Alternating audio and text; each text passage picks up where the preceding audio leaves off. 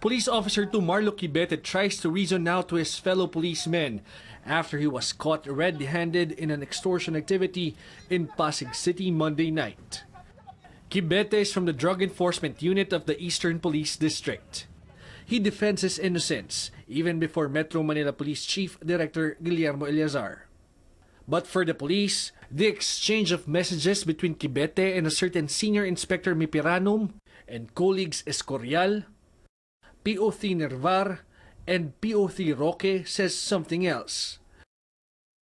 Quibete worked with Chief Inspector Alan Miparanum, SPO1 Ryan Escorial, and PO3 Frederick Nervar at the Pasay Station Drug Enforcement Unit.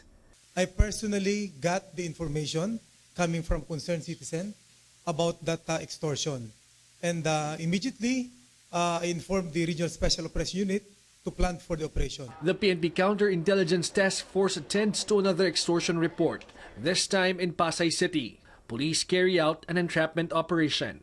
They arrest PO2 Anwar Naser inside the Pasay Station Drug Enforcement Unit office.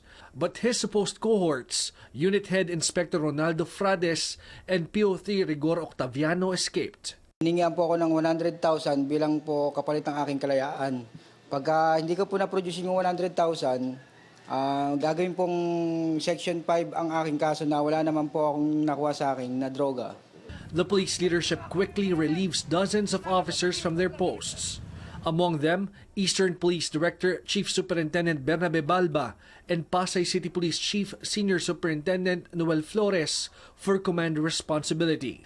Chief Superintendent Christopher Tambungan will replace Balba, while Senior Superintendent Bernard Young will replace Flores. Gusto nating ihalap sa tao yung mga yan. Mapahiya kung mapahiya. Para magsilbing lesson sa kanila, but more than that, stern warning sa aming mga kasamahan na hindi dapat gawin yun, otherwise ganoon din sila. Pero ang pinakamahalaga at pinakaimportante, patuloy kaming mag-appeal sa ating mga kababayan, ipagpatuloy nyo ang suporta at kooperasyon sa amin, i-report nyo hanggang totaling malinis natin ang ating organisasyon. Policemen linked to extortion activities will face criminal and administrative cases. George Cahiles, CNN Philippines.